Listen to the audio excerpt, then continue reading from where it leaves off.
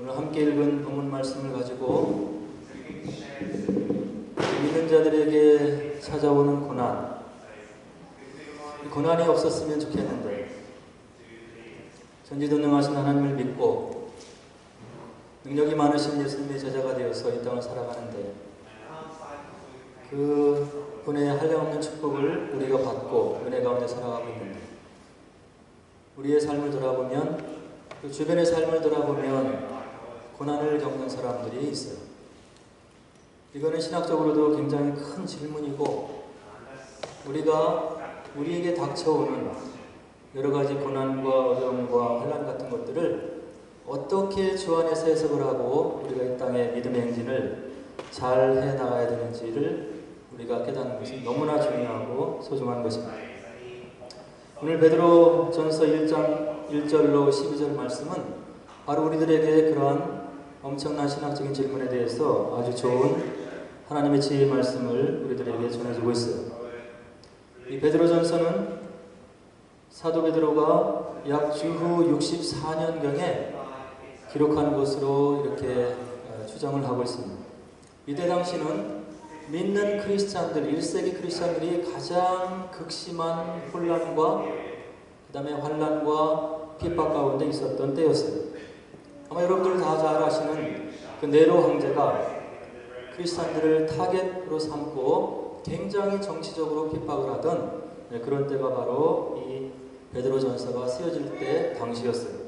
그래서 베드로전서를 쓴 이 베드로에게는 분명한 저술의 목적이 있었던 거예요. 믿음을 가지고 있는 성도들이 이 혹독한 환난을 겪어 나가고 있는데 그들의 믿음을 격려하고 싶었어요. 그리고 그들이 믿음을 잃고 그 다음에 여러 가지 흔들릴까봐 그들에게 진정한 소망을 주기 위해서 베드로가 기도하는 마음으로 이 서신을 기록한 것이죠. 그래서 여러 가지 닥쳐오는 환난과 어려움을 우리가 어떻게 해석을 하고 이겨내야 되는지, 그리고 우리가 어떻게 진정한 소망 되신 예수 그리스도를 부여잡고 우리의 신앙생활을 계속해 나가야 되는지에 대해서 사도 베드로가 분명하게 하나님의 음성을 통해서 그분의 뜻 가운데 이 서신서를 기록하게 된 거예요. 아마 여러분들 다 잘 아실 것인데 베드로에 대해서 좀 간략하게 살펴보도록 하겠습니다. 이 베드로는 갈릴리 바다에서 고기를 잡았던 평범한 어부예요. 배움이 많지 않고 여러 가지 스펙이 단단하지 못하고 그냥 평범한 어부로서 하루하루 물고기를 잡아서 삶을 이어나가는 그런 평범한 어부였어요. 이가 어느 날 예수님께로부터 부름을 받고 이제 사람을 낳는 사도로서 이제 부름을 받게 돼요. 그리고 그가 예수님과 동행하면서 이제 믿음이 자라나서 나중에 가이사랴 빌립보에서 어떤 고백을 하냐면 주는 그리스도시요 살아계신 하나님의 아들이니이다. 이런 아주 복음의 핵심에 있는 신앙의 고백을 예수님께 드렸던, 예수님으로도 칭찬을 받았던 그런 사도 베드로예요. 근데 이렇게 신앙 고백을 했던 사도 베드로가 나중에 십자가 사건 바로 앞두고서는 어떤 일을 보이냐면 예수님을 버려두고 달아나고 또 자기의 목숨과 여러 가지 것들을 유지하기 위해서 예수님을 3번이나 모른다고 철저하게 부인하고 그 다음에 예수님과 전혀 관련이 없다고 이렇게 부인하게 됐던 제자가 바로 사도 베드로죠.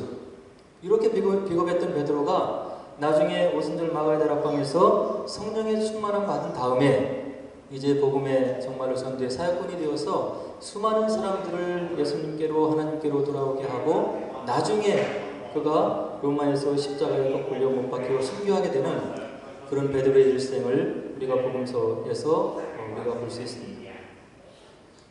이 베드로의 일생을 바라보면서 오늘 우리들을 한번 지혜 말씀 앞에 한번 우리가 점검을 해봐야 돼요.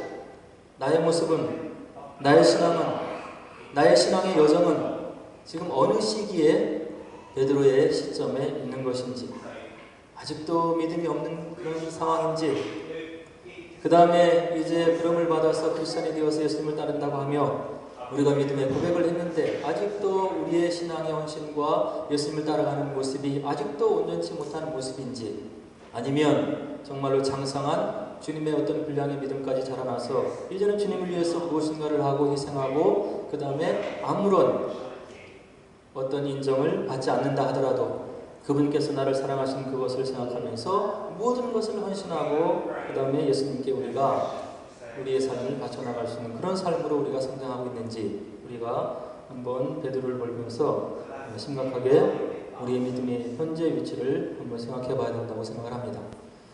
학자들은 이 베드로 전후서를 바라보면서 이런 얘기를 해요. 그 정말로 학문이 없었던 한낱 어부에 불과한 그런 베드로가 어떻게 이렇게 히브리어 헬라어로 유리한 필체를 사용해서 베드로 전후서를 남겼을까? 이런 얘기를 하면서 이것은 베드로의 저작이 아니고 후대에 베드로를 따랐던 사람들의 공동체에서 혹은 그 가운데 산 사람이 글을 쓴 다음에 베드로의 이름을 붙인 것이다. 이런 얘기를 해요. 물론 그렇게 해도 그 베드로의 전후서를 통해서 우리가 하나님의 메시지를 우리가 찾을 수 있고 누가 썼다 하더라도 공동체가 썼다 하더라도 그들의 고백이라 하더라도 그 중에 한 사람이 어떤 하나님의 말씀을 대필했다 하더라도 성령의 감동으로 쓰인 하나님의 말씀이기 때문에 그 속에서 우리가 하나님의 뜻을 찾을 수 있기 때문에 우리에게는 별 그렇게 커다란 문제가 되지 않는 거죠. 그런데 사도행전에서 베드로의 복음을 전하는 행적을 우리가 살펴보면 이가 어느 날 변해서 하루에 복음을 전파했을 때 5,000명이 돌아오고 그 다음에 베드로를 통해서 많은 사람들이 병을 낫고 하나님의 기사이적이 일어나는 것을 보면서 비록 베드로가 우리가 생각했을 때 학문이 없고 부족한 사람이라 할지라도 하나님께서 역사하시고 성령께서 강권적으로 역사하시면 이런 영감이 풍부한 베드로 전서를 썼다고도 우리가 믿을 수가 있는 거예요. 그래서 포인트가 무엇이냐면 이 베드로 전후서를 통해서 하나님께서 우리에게 무엇을 얘기하려고 하시는지 우리에게 어떤 하나님의 지혜를 전해주려고 하는지에 우리의 포인트를 맞추고 이 서신서를 읽어나가는 것이 더 지혜로운 것일 것이다 하는 생각을 해보게 됩니다. 오늘 본문에 들어가서 정말 이와 같이 엄청난 환난과 고난 가운데 있는 이 신앙 공동체를 향해서 베드로가 이제 위로의 음성을 던져주고 있어요. 근데 아까도 말씀드렸듯이 네로 황제의 박해 이전에 글라우디오스 황제를 통해서 박해가 있었고 그 다음에 네로 황제 다음에 도미티아누스 이런 황제들을 통해서 이 로마의 엄청난 환란의 바람이 몰아치고 예수를 믿는 것으로 인해서 많은 사람이 죽어가고 정말로 예수를 믿고 시인하는 그 자체로 인해서 목숨이 경각에 달려있는 그런 상황에 있는 성도들을 바라보면서 베드로가 지금 이 서신을 기록하고 있다고 하는 거죠. 그렇다고 한다면 왜 1세기에 많은 로마의 황제들은 기독교인들을 특별히 타겟으로 정해서 핍박의 환란의 그런 시험을 몰아치게 했을까요? 기독교인들은 다음과 같은 세 가지 점에서 이 로마 황제들에게 눈에 가시였던 거예요. 첫째로 무엇이냐면 이 로마는 다신교 국가였어요. 그리스 신앙의 바탕을 둔 다신교 국가였기 때문에 그러한 로마 신들에 대해서 제사를 드리고 그들을 경배하고 그들의 신전에 불러들여서 함께 제사를 드려야지만이 같은 공동체로서 어떤 그 아이덴티티가 확립이 되고 그 다음에 같은 시민권으로서 이렇게 살아갈 수 있는 그런 권한이 있게 되는 것인데 이 로마 신들을 경계하는 것을 거부한 것이 기독교인들이었다는 거예요. 왜 그렇습니까? 제1계명에 보면 하나님 외에는 다른 신들을 내 앞에 놓지 말라 분명한 계명이 있기 때문에 그리스도인들은 그런 계명을 생각하면서 다른 인간이 만들어 놓은 그런 신들에게 절대 경배를 할 수 없고 제사를 할 수가 없었던 거죠. 그래서 1계명을 지키기 위해서 2계명을 지키기 위해서 이 그리스도인들은 자신들의 목숨을 내놓으면서 하나님 계명에 충실했던 그런 모습을 볼 수 있어요. 그럼 두 번째로 이 로마의 황제들은 신이 황제의 모습으로 인간의 모습으로 이렇게 내려와서 로마 나라를 다스린다는 그런 어떤 정말 신격화된 황제에 대한 그런 생각을 갖고 있었어요. 로마의 황제는 신 중에 가장 위대한 신인 태양신의 아들로서 숭배의 대상이 되고 있었다는 얘기예요. 그리고 도미티아누스 같은 황제는 내가 신인데 인간의 모습을 입고 내려와서 너희들을 지금 다스리고 있는 것이다. 이런 얘기를 공공연하게 했고 그 다음에 자기를 경배하기를 요구했던 거죠. 그래서 이 그리스도인들이 바라봤을 때 그들에게는 주로 오신 그리스도가 유일한 신이고 그들의 유일한 경배의 대상이고 그 다음에 앞으로 오실 그리스도를 정말로 재림의 왕으로서 믿고 있고 기다리고 있고 그리스도의 왕국을 대망하고 있는 그런 신앙을 갖고 있는 그리스도인들에게 로마 황제를 신으로서 섬김을 이렇게 강요받는 것은 그 무엇보다도 타협할 수 없는 그런 여지가 종교적으로 있었던 거예요. 그래서 그들은 나중에 재림 예수가 오고 하나님 나라가 이 땅에서 완성이 되면 로마 황제조차도 그리스도에게 묵종을 하고 굴복을 해야 되고 그를 경배해야 된다. 이런 얘기를 공공연하게 했고 바로 그들의 신앙을 지켜나가는 것이 그때 당시의 현실이었던 거예요. 그래서 이 로마 황제가 봤을 때 그리스도인들은 눈에 가시와 같은 존재예요. 정치적으로 이 그리스도인들은 로마 나라를 전복하기 위해서 로마 나라를 제국을 무너뜨리기 위해서 흉계를 짜고 괴계를 짜고 황권을 황제에 대해서 도전하는 그런 무리로 이제 침묵을 해서 정치적으로 어떤 보복의 타겟이 되었던 거죠. 그 다음에 이렇게 환난과 여러 가지 감시와 여러 가지 핍박이 있다 보니까 그리스도인들이 공공연하게 모여서 예배를 자유롭게 드릴 수 없는 것은 당연한 거예요. 그래서 이 초대교회 교인들이 예배 장소로 선택했던 곳이 지하 무덤, 지금 우리가 알고 있는 카타콤이라는 곳에 가서 예배를 비밀리에 드리고 그들의 신앙 공동체를 유지했던 거죠. 그래서 그리스도인들을 살펴보면 여러 가지 미심쩍은 것이 있는 거예요. 그래서 여러 가지 흉흉한 소문이 떠드는데 그리스도인들은 카타콤에서 모여서 무덤 속에 시체를 뜯어먹는다. 그리고 은밀한 곳에서 남녀가 혼음을 하면서 집단 혼음을 하면서 저들이 윤리적으로 아주 고도덕한 그런 삶을 살아가고 있다. 이와 같이 누명을 씌워서 기독교인들을 정치적인 타겟, 압박의 핍박의 타겟으로 삼고 그들을 압박하고 그 다음에 환란 속에 몰아넣었던 그 당시에 로마 황제의 어떤 이데올로기, 배경의 지식들을 우리가 먼저 봐야 되는 거예요.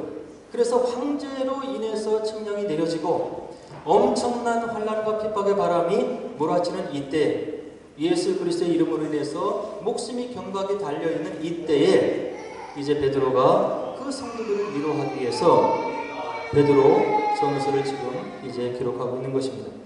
우리는 함께 읽은 베드로전서 1장 3절로 4절에 보면 베드로가 이와 같이 성도들을 위로해주고 있어요. 함께 다시 보면 우리 주 예수 그리스도의 아버지 하나님을 찬송하리로다. 그의 많으신 긍휼대로 예수 그리스도를 죽은 자 가운데서 부활하게 하심으로 말미암아 우리를 거듭나게 하신 산 소망이 있게 하시며 썩지 않고 더럽지 않고 쇠하지 아니하는 유업을 잊게 하시나니 곧 너희를 위하여 하늘에 간직하신 것이라. 목숨을 담보하고 신앙생활을 지켜나가기 위해서 사투를 벌이고 있는 그 성도들에게 베드로가 이와 같은 희망을 지금 주고 있는 거예요. 무엇입니까? 부활. 우리에게 부활이 있고 이 부활로 인해서 영원히 회복되고 우리가 함께 살아갈 그 하나님 나라가 정말로 참되게 있는 것이고 그 부활을 우리 주님께서 우리에게 역사적인 현실로 실제적인 사건으로 우리 목전에서 보여주신 그런 부활의 증거가 있다. 그런 부활 신앙을 우리가 부여잡고 이 어렵고 힘든 환난의 때를 우리가 견뎌내야 된다 하는 그런 베드로의 간절한 마음이 있는 거죠. 그것을 산소망이라고 베드로가 이야기를 하고 있어요. 이 땅에는 모든 것이 썩어지고 부패하고 더럽게 되어지지만 우리가 소망 삼고 있는 부활 소망, 하나님 나라는 영원히 썩지 않고 더럽히지 않고 쇠하지 않는 그런 소망과 하나님 나라가 바로 우리에게 주어진 하나님의 축복이고 은혜이고 하나님의 섭리이다 하는 것을 베드로가 힘주어서 환난 가운데 있는 그 성도들에게 지금 위로하고 격려하고 있는 모습을 우리가 지금 눈여겨서 봐야 되는 거예요. 그래서 그것을 하늘에 간직한 하나님의 축복이고 우리가 목표를 향해서 달려가고 있는 하나님의 축복이고 은혜이다 하는 것을 우리에게 지금 알려주고 있는 거죠. 그렇다고 한다면 아까도 말씀드렸지만 서두에 말씀드렸지만 전능하신 하나님을 믿고 있고 그분의 엄청난 은혜를 입고 있는 믿는 자들이 왜 이와 같은 고난을 겪어야 되냐는 얘기예요. 첫째로는 이 땅이 아직은 하나님의 섭리가, 하나님의 뜻이, 하나님의 통치가 온전히 회복이 되어지지 않는, 온전한 회복을 향해서 나아가고 있는 그런 과정 중에 있는 이 땅의 세상이라는 것을 성경이 얘기를 해주고 있습니다. 언젠가는 하나님께서 정하신 그때가 되면 하나님 나라가 온전히 성취되고 그분의 통치가 온전히 이루어지겠지만 그 하나님이 정하신 그때가 되기까지는 아직은 회복이 되어 나가고 있는 그러한 나라라고 하는 것을 성경이 분명히 얘기를 하고 있고, 좀 더 들어가면 그런 회복해 나가는 이 하나님 나라에 있는 이 세상 나라는 아직도 악한 영의 통치를 받고 있는 그런 나라, 불완전한 나라라고 하는 것을 성경에서 분명하게 이야기해주고 있는 것을 우리가 눈여겨서 봐야 되는 거예요.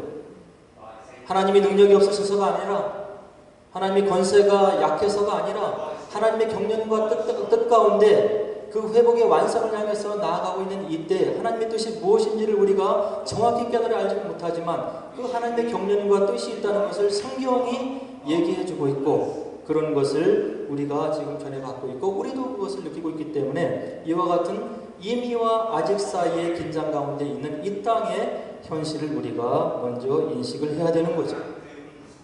두 번째는 비록 믿는 자들이라 할지라도 아직 베드로가 십자가를 거꾸로 지고 주님의 길을 따라갈 때까지 그런 완전한 신앙을 가진 자가 이 땅에 아무도 없다는 거예요.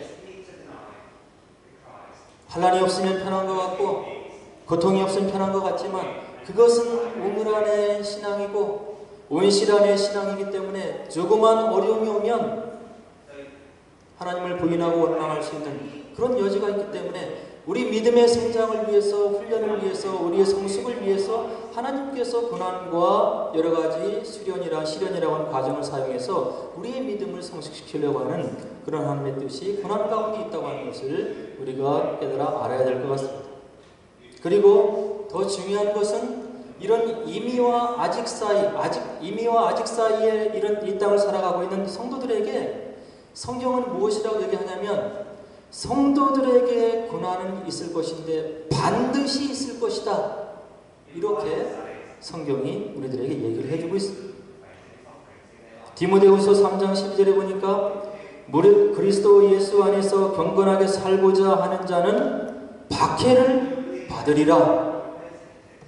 그리스도 안에서 경건한 삶을 살고자 하는 자, 하나님의 뜻대로 살고자 몸부림치는 자에게 핍박이 있을 것이고 원치 않는 어려움이 올 것이고 환난이 있을 것이고 사람들을 통해서 어려움이 올 수 있다.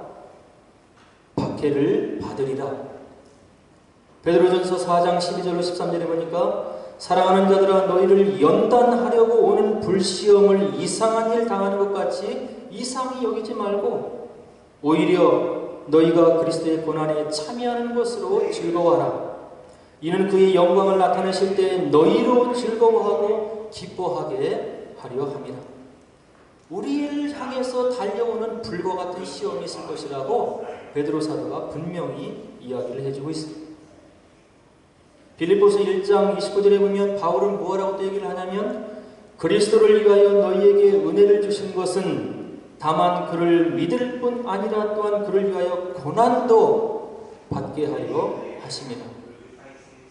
예수를 믿고 예수를 나의 구주로 영접하고 고백하고 우리에게 앞길이 장밋빛 평탄대로가 펼쳐질 것이라고 성경이 보장해 주는 것이 아니라 그런 믿음의 고백, 진실된 주님을 향한 사랑의 고백을 갖고 있는다 할지라도 환난이 있을 것이고 박해가 있을 것이고 그런 어려움이 있을 것인데 하는 것을 성경이 우리들에게 분명히 이야기를 해주고 있습니다. 또 성경의 다른 부분을 보면 우리 육신의 눈으로 봐도 의롭게 사는 사람이 애매한 고난 눈여겨서 봐야 되는 거예요. 여러분들 다 알고 있는 욥 알고 있지 않습니까? 욥기에서 욥은 하나님께서 인정하신 동방의 의인이었어요. 그런 그가 물론 여러 가지 신학적인 해석이 필요하고 여러 가지 설명이 필요하지만 그런 의인 욥이 고난을 당하면서 이제 하나님께 대화를 하고 나중에 그의 신앙이 정금같이 빛나게 나오는 그런 모습을 보면서 우리가 의인도 이 땅에서 고난을 당할 수 있다고 하는 것을 우리가 눈여겨서 봐야 되는 거예요. 그리고 구약의 하박국 선지자는 하나님을 향해서 이와 같이 항변을 해요. 하박국서 1장 13절에 보니까 주께서는 눈이 정결하심으로 악을 참아보지 못하시며 폐역을 참아보지 못하시거늘 어찌하여 거짓된 자들을 방관하시며 악인이 자기보다 의로운 사람을 삼키는데도 잠잠하시나이까. 하나님께 부름을 받은 선지자가 세상 일을 살펴보는데 의로우신 하나님이 거짓된 자들을 방관하는 것 같고 그 다음에 의로운 사람들이 삼키움을 당하는데도 하나님이 잠잠하신 것 같이 느껴진다는 거예요. 그래서 하박국 선지자가 하나님을 향해서 항변하면서 하나님이 어디 있습니까? 하는 그런 질문을 던지는 것을 볼 수 있습니다.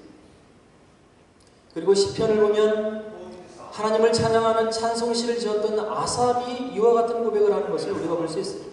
73편 1절 3절에 보면 하나님이 참으로 이스라엘 중 마음이 정결한 자에게 선을 행하시나 나는 거의 넘어질 뻔하였고 나의 걸음이 미끄러질 뻔하였으니 이는 내가 악인의 형통함을 보고 오만한 자를 질투하였습니다.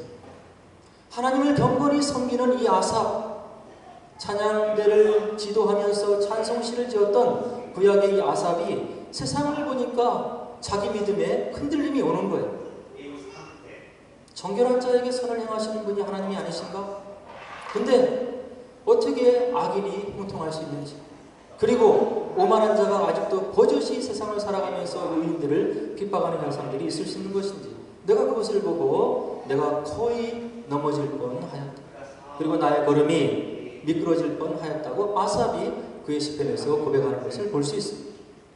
오늘 살아가는 저와 여러분들뿐만이 아니라 구약의 많은 사람들, 하나님의 사람들, 하나님의 선지자들, 그리고 신약의 많은 사람들이 이러한 질문을 동일하게 던지면서 이 땅에 믿음의 삶을, 믿음의 행진을 해나갔던 것을 우리가 눈을 열어서 살펴보는 지혜가 필요한 거예요. 언젠가 제가 한번 말씀드렸죠? 이어령 그 전 문화부 장관님의 딸 이민아 목사님이 여러 가지 어려움 중에 이제 신앙의 결단을 하고 세상의 모든 부경환을 다 뒤로 하고 목사가 되어서 이제 복음을 전하는 사람이 되려고 하는데 암이 걸립니다. 암이 걸렸지만 이 이민아 목사님이 보인 태도는 세상 사람들이 보는 것과는 달랐어요. 죽음을 담대히 맞이하면서 지금까지 자기에게 주셨던 하나님의 은혜를 거부하지 않고 고난을 통과하면서 더욱더 주님께로 나가는 그 딸의 모습을 보고 이유령 그분이 예수를 영접하게 되었다는 얘기를 함께 나눈 적이 있어요. 또 일전에 말씀을 나눴죠. 정근모 장로님, 자신의 아들이 신장이 아파요. 자기가 신장을 떼어줬어요. 결혼해서 얼마 못 되어서 아들이 먼저 부름을 받은 거예요. 그런 환난과 어려움을 통과하면서 이분의 신앙이 더욱더 하늘의 별과 같이, 밤하늘의 별과 같이 빛나는 것을 우리가 함께 나눈 적이 있습니다. 오늘 제가 기도 제목으로 함께 나눠드렸던 이열 목사님, 이분이 세상 말대로 경제학과를 졸업하고 세상 길로 나가서, 물론 세상과 하나님 나라는 구분이 없지만 그분이 뜻한 바를 펼쳤다면 아무런 고생하지 않고 아마 많은 부경화를 누리고 이 땅에서 평안하게 살 수 있었을 거예요.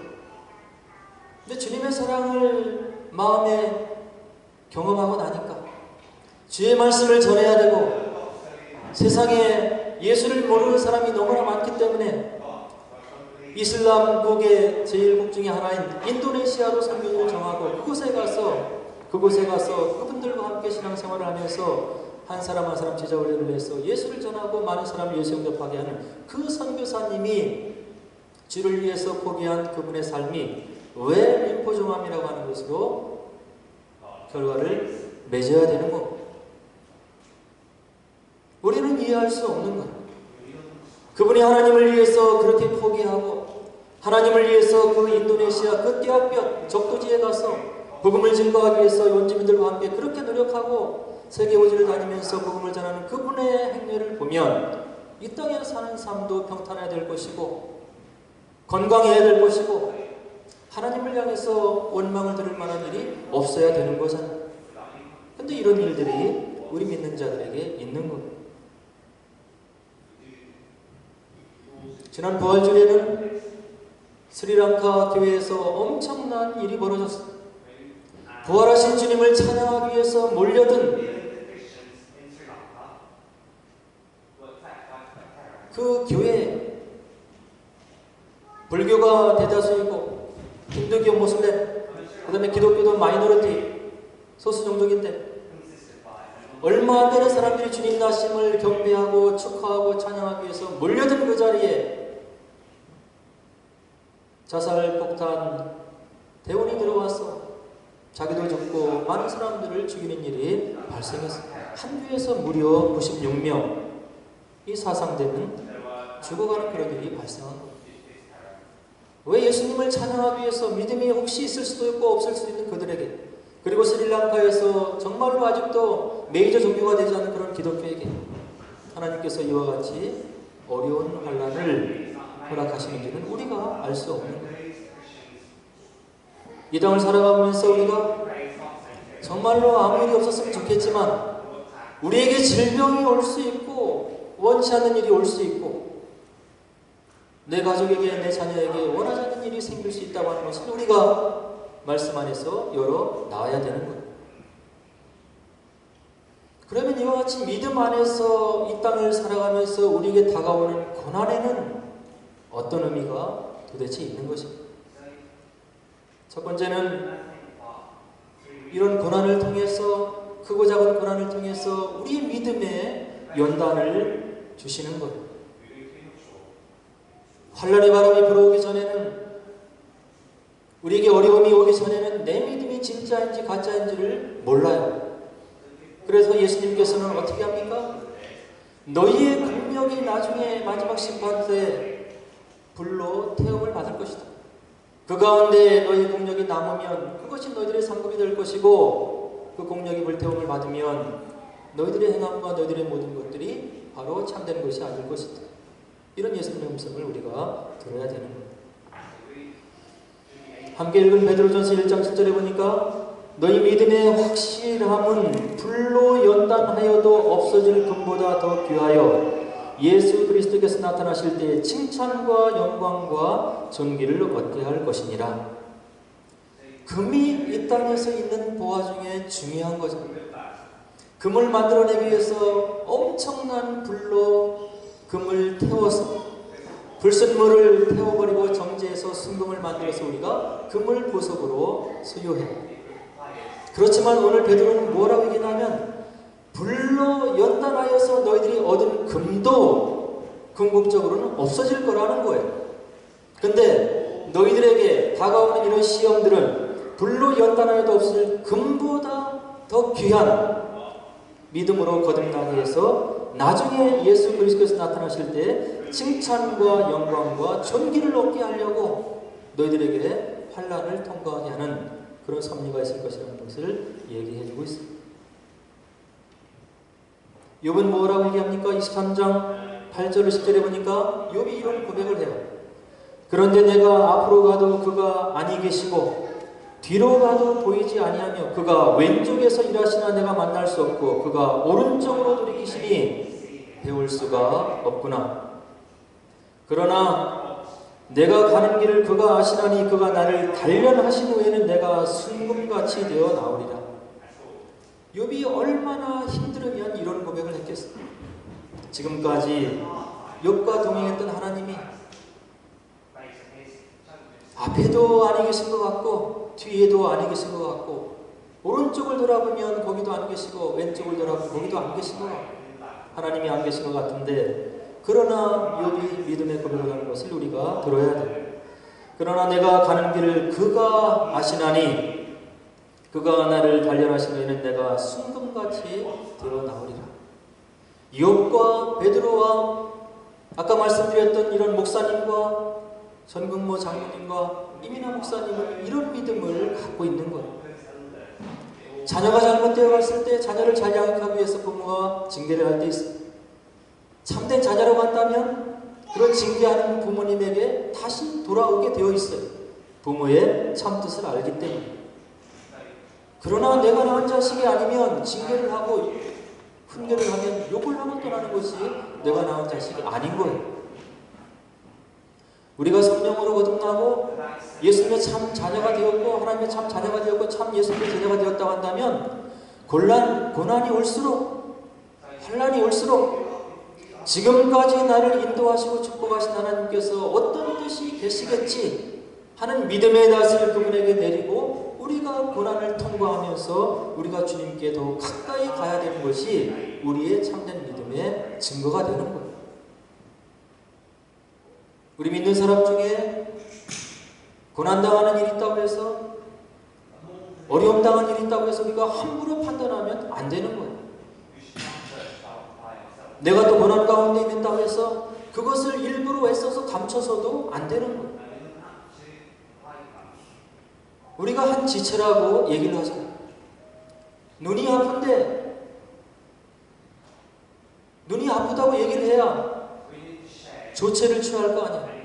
손이 가서 싸매주고 입이 약을 먹어서 그 눈을 치료할 수 있게 해주고 눈이 아픈데 아픈 척을 안 해. 나누지를 안 해.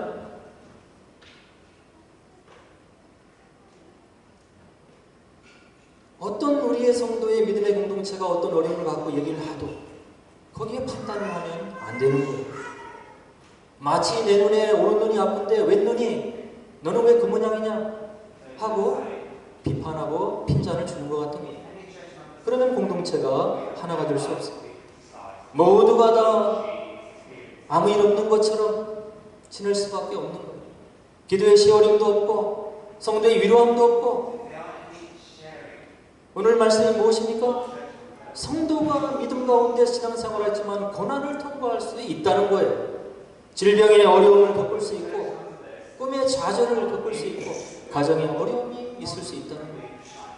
그 어려움과 고초를 내일과 같이 여기고 함께 기도하는 우리의 모습이 되어 우리가 진정한 주 안에서 사랑의 공동체가 되는 것입니다.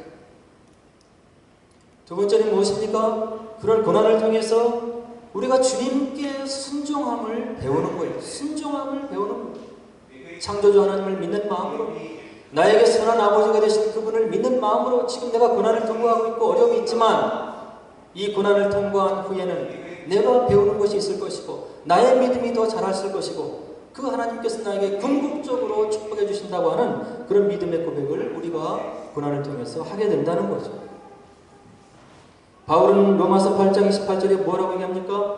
우리가 알거니와 하나님을 사랑하는 자 곧 그의 뜻대로 부르심을 입은 자들에게는 모든 것이 합력하여 선을 이루느니라. 전도서 7장 13절로 14절은 무엇이라고 얘기합니까? 하나님께서 행하시는 일을 보라. 하나님께서 굳게 하시는 것을 누가 능히 굳게 하겠느냐? 형통한 날에는 기뻐하고 곤고한 날에는 생각하라. 이 두 가지를 하나님이 병행해 가사 사람이 그의 장래일을 능히 헤아려 알지 못하게 하셨느니라. 고난을 통과하면서 우리가 하나님의 하나님 되심을 믿고 고백하라는 거예요. 참된 하나님의 자녀 예수님의 참 자녀라고 한다면 이런 고백이 나올 수밖에 없다는 거예요.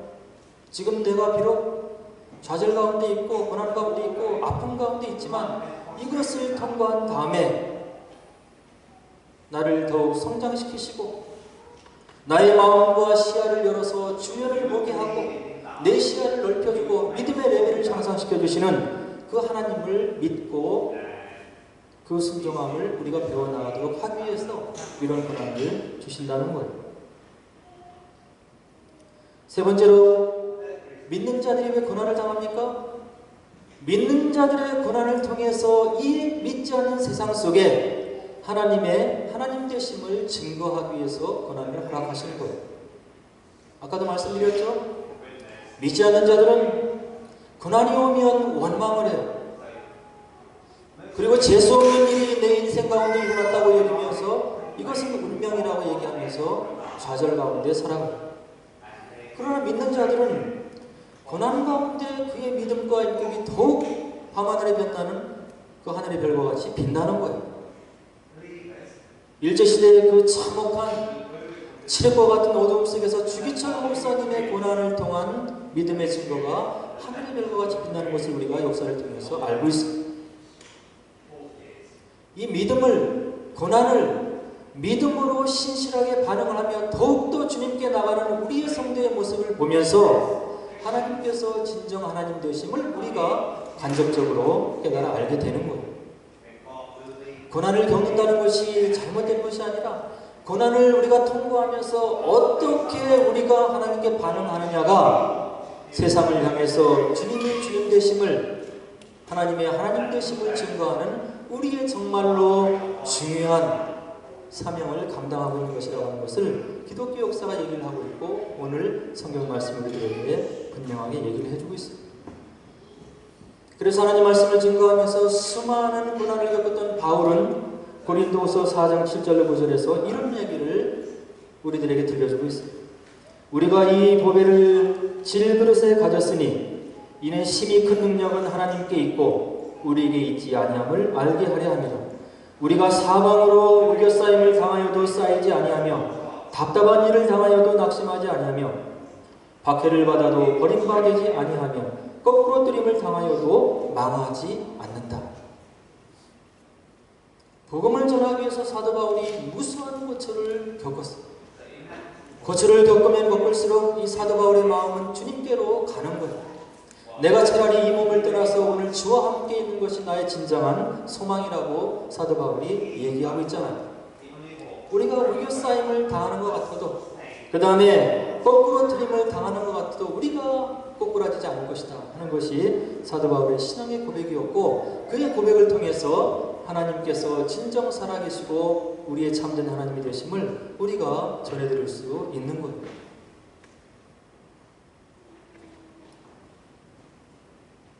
오늘 사도 베드로는 또 이 환난과 고통을 통과하는 초대교회 성도들에게 이와 같은 인정함을 해주고 있습니다.